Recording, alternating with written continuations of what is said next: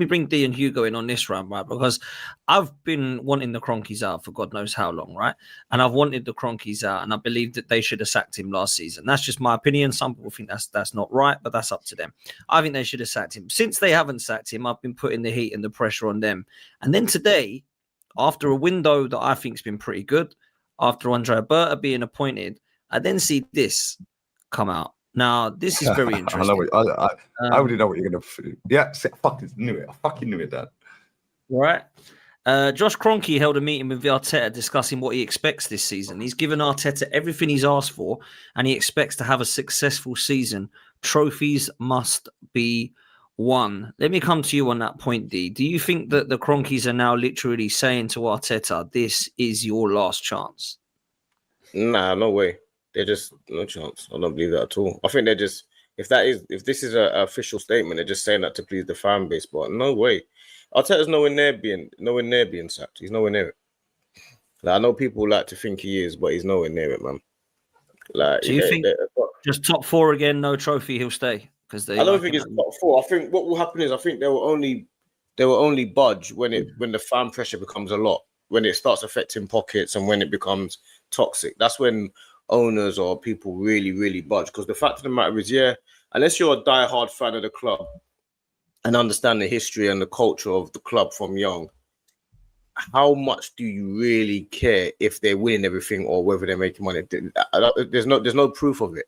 Like, you know what I mean? That's the real point of it. We don't know how much. Like, we know what's the Norwich lady? I can't remember her name. Is it Delia Smith, isn't it? Delia Smith. Where are you? We need a 12th man. We know how much she cares. You know what I'm saying? Whether it's right or wrong, we know how much she cares. I don't know. Like, even with these owners, I can't say they don't care. I'm not going to say they don't care because they probably do, but they definitely don't. They can't say that they love the club more than you do, Dan, or Gunnar does, or Hugo does, or I do, or Christian does. I mean, do you know what I mean? Like, that's the type of love I'm talking about. Because I know if one of you lot were in charge of the club, then I'd sack the whole fan base. Yeah, it'll be a serious thing, though. I mean, it'll be like, this is, I know what you're doing is for the best for the club, or you're trying to be anyway. So I can't say that they will sack Arteta, because in their head they're achieving everything they need to be achieving, and obviously trophies are the be all and end all, but I can't speak for them because I have no idea how much they love this club. Can I tell you what those conversations would be like? They won't be about trophies.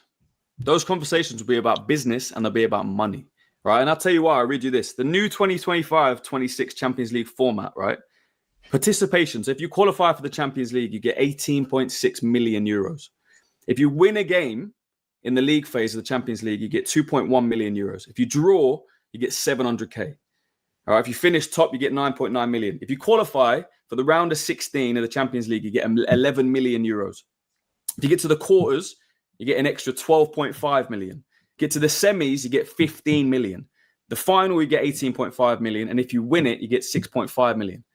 Okay, so the difference between say that again. You get 6.5 million for winning it, but you get 18 million for getting to the semi. No. So it all builds up. No, collectively. But if you actually win it, you only get 6.5 mil extra. So you only get cumulative. That tells you what you need to know about football. Then the team that you get less for winning it than you do for qualifying for the semis. Right. So this is where those conversations won't come down to winning trophies. If Arteta gets to the final of the Champions League, Arsenal only makes 6.5 million euros less than the team that wins it. You think the Kroenke'S care if they? That's the same. Sorry to cut over you. Yeah, sorry, Christian. The money coming in is that much. When we finished 5th under this manager, Man City won the league. Yeah, we earned 9 million less than them that season. Yeah, 9 million for league finish. Forget all the revenue that they get coming in for shirts and all of that stuff. Yeah, and sponsorship. But for league finish, we earned 9 million pounds less than the team that won the league, and we finished 5th. They don't give a fuck about this club. Yeah, and this is why when everyone's jumping on the bandwagon, we got super duper. Well, who hired them? The guys that nobody likes. Yeah, and we're going round and round and round, wasting time. Yeah, the fact and reality is they've actually, to be fair to them, since they've been full ownership, they've laid £1 billion on the table. Exactly. Yeah, so it's now on the manager. Yeah, they've backed him. They've definitely backed him financially. But the thing is, as well, is like it's about how much difference it makes to them whether they win or not. Like, would they break? Like, as you can see with, say, some of the choke, like when Isak, Abramovich was in Isak, charge, or certain players, Isak. certain owners will break their own philosophy and their own morals to kind of make sure that they win because they feel that that's the be all and end all. Like Arsenal are not going to do that. They're going to try and win within the constraints that they've set. They're So just that's happy to finish fourth and that's the cherry on the top, yeah? yeah, it's not even about everyone's finishing sitting there fourth. talking about Liverpool doing 400 million since January, yeah? Right? Fact is, Liverpool has spent hardly anything under Klopp. Yeah? Like, let's be real with it. Yeah, they've won everything, and they've probably spent less than this manager has in 6 years, and Klopp was there 9. But the point I was making is I think that the be all and end all when it comes down to it is the squad is good enough to win the league. That's the point. That's what it comes down to. Regardless of whether they'll spend more or not, this squad is good enough to win the league, and that's the be all and end all. Do I look at this squad and feel like if there was a top manager in charge of this squad, would they win the league? If we had this squad, the same squad for the last 5 years, with I don't know any of the superstar managers in the world, we would have won the league at least once in the last 5 years. Yeah, I think he's going to get sacked. At least. I actually disagree with you. I think that the Kroenke'S are stingy. It's hurt them to spend this billion They quid. spent the money, bro. They spent money, bro. They're stingy, but that's what I'm saying. So for them to spend the billion quid, a stingy person spends money, it hurts it even more. So they've spent that $1 billion, and they're also thinking about international now. You know, the whole Arteta project. If it's not delivering, you can set new merchandise up, new manager, new hope, new fans. Do you know what I mean? They're going to think of all of that. So I think he has to win something this season, and it can't be a minor thing. I think it has to be a big thing because they're going to say, look, we've given you everything. We've given you the players now. And I agree with you. I think he has got the players. The issue that I feel that is going to happen, he's going to have an excuse. An excuse is going to be this, our injuries. Because I don't know. I want to get the panels, like kind of your guys, because you guys might know more than me. What is causing all of these serious injuries? What is causing them? Because it's every year. It's massive. Remember, we were going to win the Europa Cup. Managers overplayed them, Hugo. Is it just what serious injuries are you talking about? Which ones are you talking about specifically? I'm talking. You just look at the history. Remember, we're going to win the Europa Cup. Saliba gets injured. Tomiyasu gets injured. Same game, we lose that. Then the whole season collapsed as soon as Saliba got injured. Then we had Jesus that got injured last year. Saka got injured last year. Ben White was injured last year. This season, Norgard is injured already. Where is he? Yeah, Norgard is injured. Where's Ben White? Where's Ben White? Man? Tomiyasu, we had to terminate. Tierney, yeah. There must be something that we're doing in training, or they're over getting training. Thomas Partey, Jesus. This is what I'm saying. Like, it's not normal, bro. And like, we talked about patterns, because it's always an excuse. Or if you have the injuries, what's causing the injuries? You know, is this a way of play? Is the way we're training? Do you know what I mean? And this is a really important point, because he'll always say, "Oh, you know what? If I had these, I had 20 injuries, but you're the one that caused them." Do you know what I mean? Yeah, but injuries ain't an excuse for me. Real Madrid, had more injuries than any club in the world. Yeah. And they still won, a Champions League, a league, and a Supercopa de España under Ancelotti. Yeah, they were playing Carvajal at centre back. Yeah, but they were playing Chouameni next to him. People are sitting there and say you can't compare us to Real Madrid. No. Well, we can, because guess why?